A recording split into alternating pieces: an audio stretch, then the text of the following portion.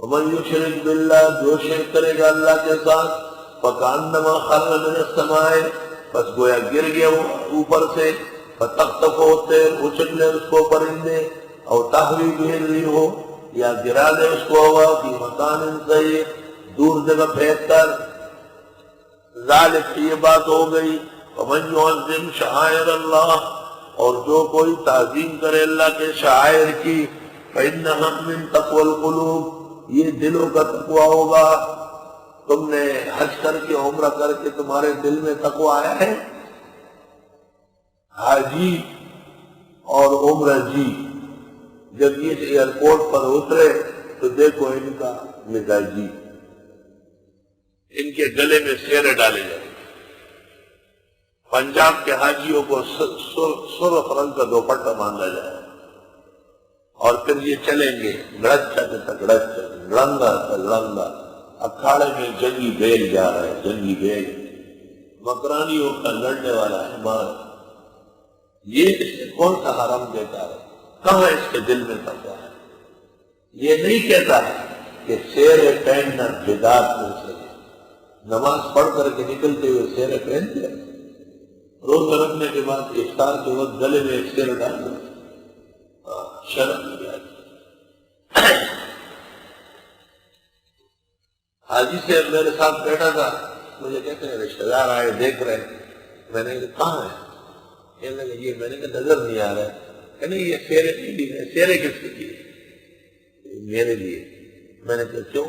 بندر ہو گیا، بندر کے گلے میں آدمی ایسا پھولوں والے زنجیر ڈالتا ہے اور اس کو کھڑا پہناتا ہے، آپ کو انسان کو اکثر کا تلبیہ پڑھتے، ہم ڈنگر بنتے جا رہے ہیں۔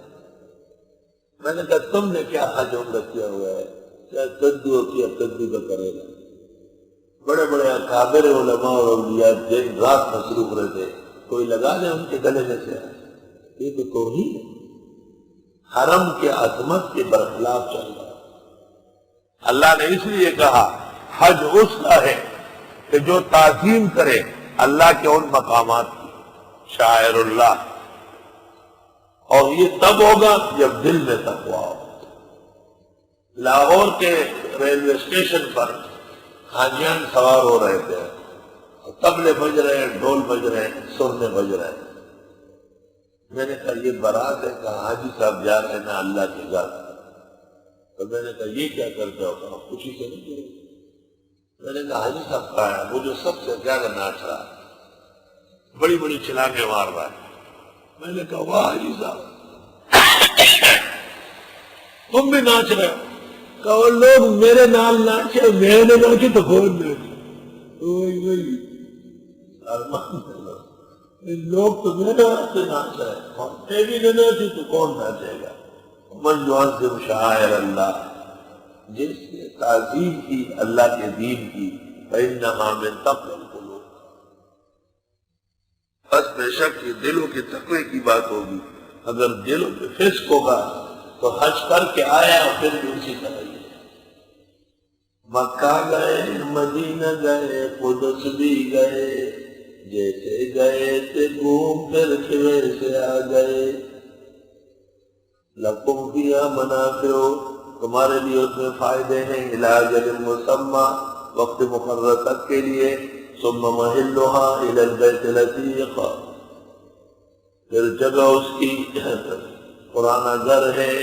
وہ جو جانور قربانی کا خریدا ہے اس کا احترام ضروری ہے، یہاں تک کہ اس پر بغیر ضرورت کے سواری بنائے۔ اگر دودھ یا جانور ہے تو چھین کر ٹھنڈے پانی کا دیا جائے گا، لیکن دودھ نہیں نکالا جائے گا۔ اور یہ نیاز کعبہ ہے، کعبہ شریف پہنچانا ہے، ثم محلھا الی البیت العتیق۔